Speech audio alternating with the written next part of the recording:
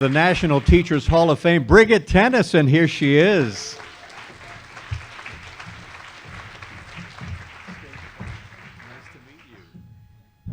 All right, so the doorknob that supposedly was up here was my prop that I've been hiding for the entire week. It's not a doorknob, but you'll find out soon. It's not my ring. Nope. All right, as everyone has said, we do need to do a few thank yous.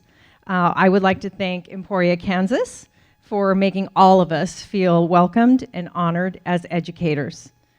I would also like to thank the National Teachers Hall of Fame, the Board of Directors, Herf Jones, and especially Mark Andrews, who had the whole idea about creating this Hall of Fame, so thank all of you. I would like to thank my host family, Geraldine and Dwayne Henriksen, for driving us to events and keeping us on schedule. Also, a thanks goes out to Carol Strickland and Ruth Massey and Jennifer Baldwin for your hard work organizing all these events. And I must recognize my fellow inductees, Sue, Ben, Rich, and Pat, for sharing your stories with me, for laughing with me, and for your positive and creative ideas, and for making me think. Finally, I would like to thank my family, my husband, Stephen, and my children, Sean and Reed, for supporting me over these many years of late nights of planning, paper correcting, and hey, honey, do you have time to help me? And also for trying out new lessons on them, which sometimes didn't exactly work. So thank you very much. I don't know where my husband is, but he's somewhere. Oh, there he is. Hi. So tonight, I would like to talk to you about prospecting. Prospecting is searching for gems and searching for value. When I was a little girl, my parents would take me to the beach along with my brothers and sister. And in Washington State, we have many beaches, of course, because we're on the other side there. And we would look on the seashore for rocks. And there were so many, and my mother would encourage us to collect the pretty rocks. Some of them were more pretty when they were wet, some were more pretty when they were dry, and some were really pretty when you held them up and looked at them in the sunlight. And I always had a hard time because I thought they were all pretty and they all deserved to be picked up. So teachers are prospectors. Take Andrew, for instance. Now, Andrew would come to school dressed for combat. He came in his camo jacket with a mambo sock squashed on his head, and he had combat boots.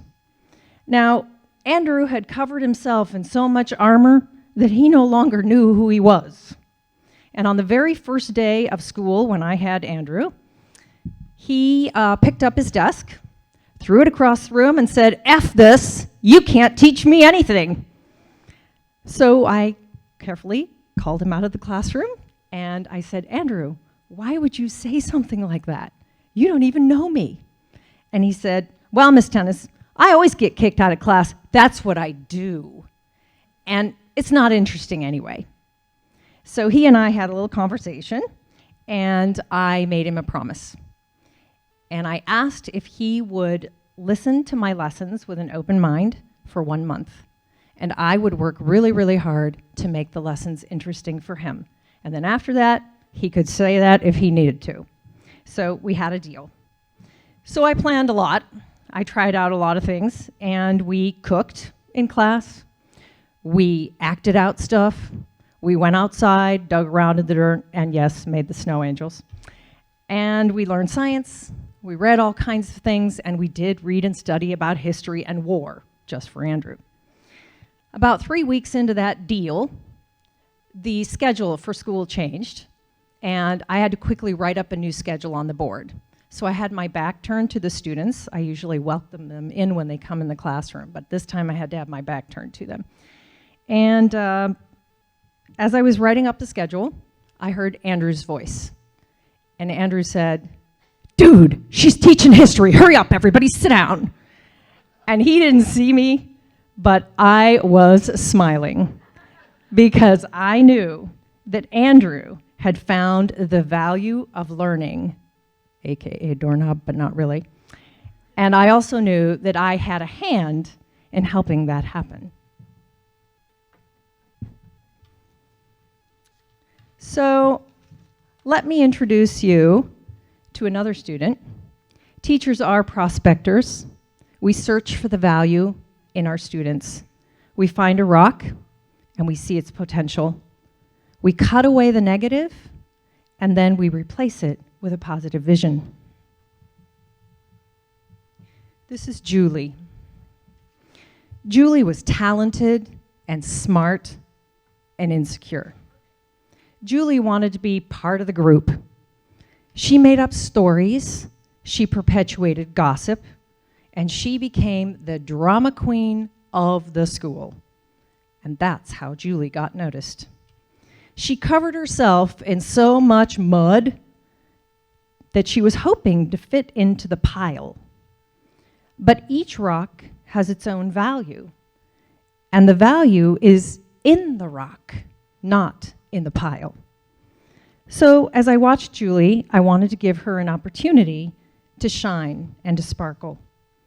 So I encouraged the class to choose the way that they could show me how they could know all the stuff that they knew on the next test. Most of the students chose the traditional paper pencil test, but not Julie. Julie chose to sing her information on the test. Another time, she chose to do a rap. And another time, she rapped all that she knew in poetry. And the class, they were spellbound. And Julie started a trend. And after a few times, other people started doing poetry and a rap and singing and bringing in props to show me what they knew. And Julie started to sparkle, just like a jewel. She was beginning to find her own self-worth and that it wasn't in being part of the pile. That's what a master teacher does. We plan and we create lessons and then we teach them with enthusiasm. But most importantly, we pick up a rock, we wash off the mud, we cut away the negative, and then we begin to polish. This is Nick. Nick was in my 6th grade class back when I taught 6th grade, and he was reading on a 4th grade reading level. Of course, I made modifications, as we do, to accommodate his learning. However, Nick, being the rock that he was, didn't want those. He refused the accommodations. He was stubborn, and good for him. And he said to me one day, "Miss Tennis, I want to read what everybody else is reading. Can you help me do that? Because I'll do anything." And that's when I knew that Nick was ready to be polished.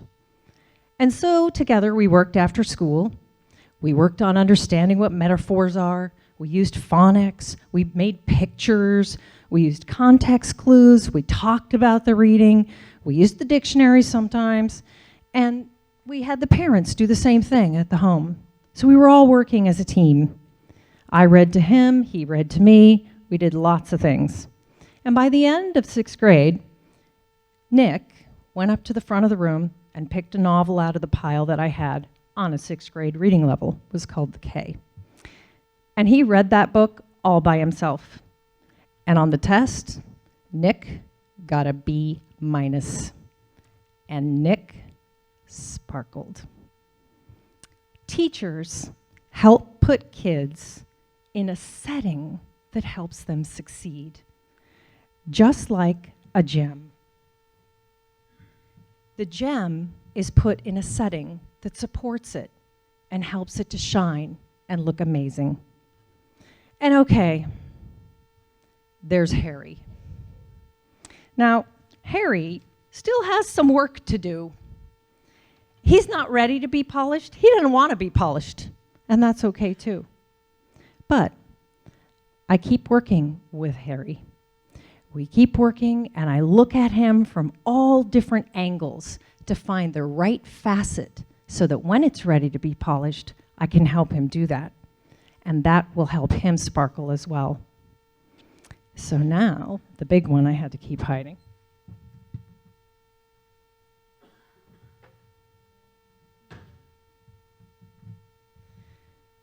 In the classroom, we have a treasure chest brimming with jewels and sparkle.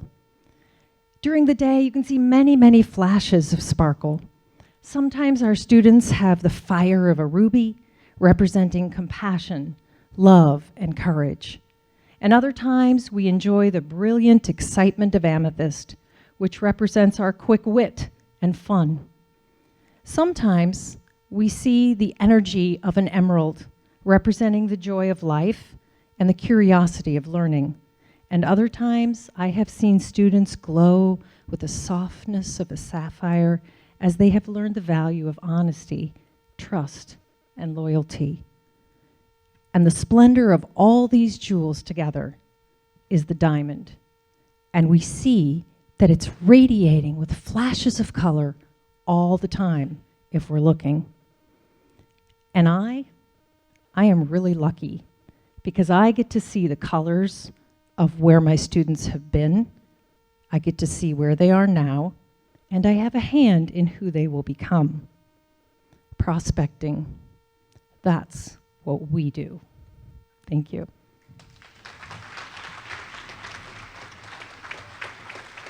I have to say one more really quick thing. Sorry.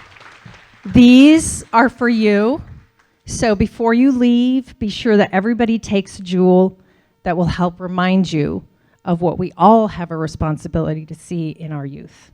Okay, thank you.